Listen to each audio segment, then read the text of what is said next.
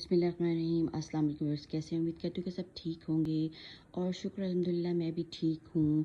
तो व्यूअर्स, जैसे कि आप सब जानते हैं कि आपके साथ रेमेडीज़ और रेसिपीज़ शेयर करती हूँ, तो आजकल एक दुआओं का भी सिलसिला शुरू किया है, क्योंकि ज़िंदगी में सारे काम हमें साथ साथ ही करने चाहिए। ये नहीं होता कि ये कर लें वो कर लें और नमाज ना पढ़ें, कुरान ना पढ़ें, दुआएं ना मांगें।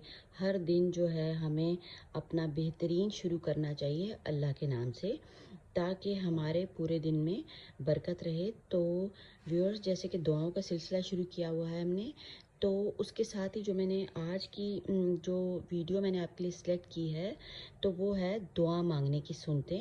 जब हम दुआ मांगते हैं, कोई दुआ पढ़ते हैं, तो उसकी सुनते भी हमें पता होनी चाहिए कि हमें किस तरह दुआ मांगनी चाहिए।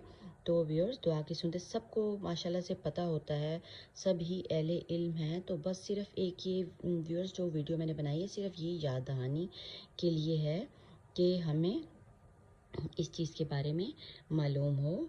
तो व्यूअर्स, ये है कि दुआ मांगने की सुनते हैं, हाथ इतने ऊपर उठाएं कि आपके हाथों की हथेलियां आंखों के सामने और बगलें खुली रहें। नंबर 2 है, सबसे पहले अल्लाह ताला की तारीफ़ बयान करें। इसके लिए सूरत फातिहा बेहतरीन है।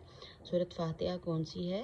ठीक है, सूरत फतह नहीं है, ये सूरत फातिहा मैंने लिखा है। अल्हम्दुलिल्लाह रब्बिल आलमीन कुरान शरीफ की पहली सूरत है, ये आपने पढ़नी है। उसके बाद रसूल अकरम सल्लल्लाहु अलैहि वसल्लम पर दुरूद भेजना है और कोशिश करनी है कि रो रो के दुआएं मांगें। अगर रोना ना आए तो कम से कम रोने जैसी सूरत ही बना लें। ये बिल्कुल इसी तरह है जिस तरह बच्चे को कोई चीज़ हम पेरेंट्स से चाहिए होती तो वो पहले रोता है, बिलखता है, तड़पता है और फिर वो रो रो के मांगता है, तो फिर उसको चीज़ मिल ही जाती है। तो सेम बिल्कुल यही है कि रब ताला जिसकी तख्लीक है हम, तो हमें उससे मांगने के लिए कुछ कोशिश और काविश तो लाजमी करनी चाहिए ना। इस तरह तो नहीं कि बस हमें सब चीज़ें, सब नेमतें मिल जाए, उसके लिए हम ना कोशिश करें ना मेहनत करें और बस।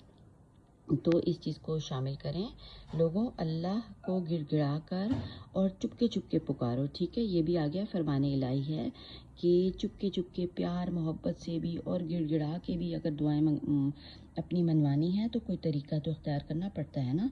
दुआ के आखिर में भी अल्लाह ताला की तारीफ़ और रसूल अकरम सल्लल्लाहु अलैहि वसल्लम पर दरूद भेजें। जो नमाज वाला दरूद होता है वो आपने पढ़ना है।